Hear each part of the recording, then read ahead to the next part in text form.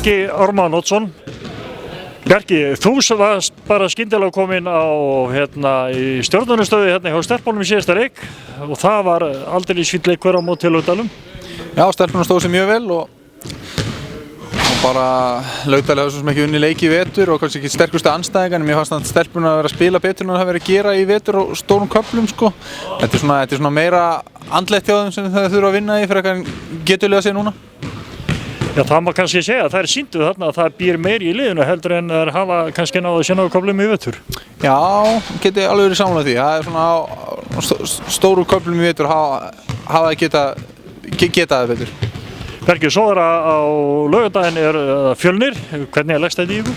Bara mjög vel. Ég held að þetta verið mjög jafn leikur, spennandi. Það eru rétt fyrir ofan okkur í deildinni og það er ekki svo langt síðan þessi lið mættust og þá unnu Fjölnir-stelpur í hörkuleik og ég bara býst við að heimavöllin gerir gæfumuninn og við tökum það.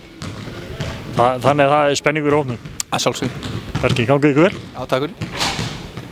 Hérna erum við þrjá galvaska leikmenn meistaraflokks kvenna. Þó stelpur þið áttu fína leik hérna á móti Laugardalum. Unnu það nokkuð örugglega. Og þú komst inn á og áttir ágætisleik, ágæta innkomu. Já. Hvernig var það? Mjög gaman. Þetta er eitthvað sem þú getur vanist? Já.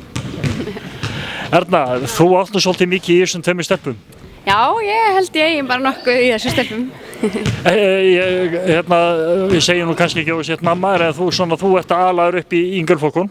Var ekki notalegt að hafa þér með og sjá það stíga sín, ekki fyrstu skref, það hefur nú komið áður, en að sjá það spila? Jú, það er bara ótrúlega gaman að fylgjast með þeim núna í meistaraflokki með okkur. Það eru alveg að láta okkur finna fyrir í þetta. Já, ég var að fylgjast með æfingu áðan, þær ekkert að gefa ykkur fullu kellingunum neitt eftir, þær bara að slást í ykkur. Það er engin virðing fyrir okkur inn á vellinum sko, en það eru alveg að kunna sig utanvallar sko. Þetta eru örugglega bestu rúkkjar sem við höfum haft. En það ekki akkurat þannig sem þið vilja hafa það, láta taka á ykkur? Jú, við kvartum ekki. Una, þú, eins og ég segi, þú varst eins og Sædís komst inn á síðasta leik og þar skoraði þú þín fyrstu stig til hamingju. Hvernig var tilfinningin? Það var bara frábært. Mjög fínt. Hvernig, þannig langaði ekkert að sitta aðra hverju þegar þú varst búið með fyrstu stigin? Jú, maður langar alltaf að gera það, eða ekki? Það kemur seinna. Já. Stefnu, svo leikur á laugardaginn, þá það Fjölnir. Hafið kynnt ykkur þig og hvernig leggst þetta í ykkur? Bara mjög vel. Og ertu að vona og gerir vonir að fá aðeins að koma inn og sperkla með? Já, auðvitað. Erna, þú þekkir þetta Fjölnirslið kannski meira heldur en ungu stelpurnar. Hvernig leggst þetta í ykkur?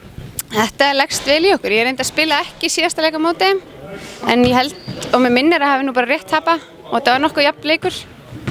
Og við erum búin að vera að undirbúa okkur vel núna á góðu stígandegi, þannig að ég bara býst við að við sýnum hörkuleik. Ég bara vona það. Nú virtist vera komið eitthvað aukið sjálfstraust í liði í síðasta leik þegar eftir að Bjarki tók við ykkur. Hann virðist vera að koma með einhverja nýja vítir inn í hópinn. Já, hann að gefa okkur bara auka búst núna. Þetta er bara svona góða breytingar og við erum bara allar ótrúlega jákvæðar og bara ætlum að klára þetta tímabil með stæl. Nú eru 10 stig komin í hús og það er ennþá 4 stig í pottinu. Já, 2 leikir eftir. Tökum það báða. Þannig að þú ert klár í slaginn á laugardaginn ef að Bjarki kallar á þig? Já, það er ég. Þú lætur ekki kalla tvisvar á þig? Nei. Og sama saga með þig, Sædís, þú ert alveg klár í slaginn? Já. Stelpur, ég segi bara takk fyrir spjalli og gangi ykkur vel á laugardaginn. Já, takk fyrir það.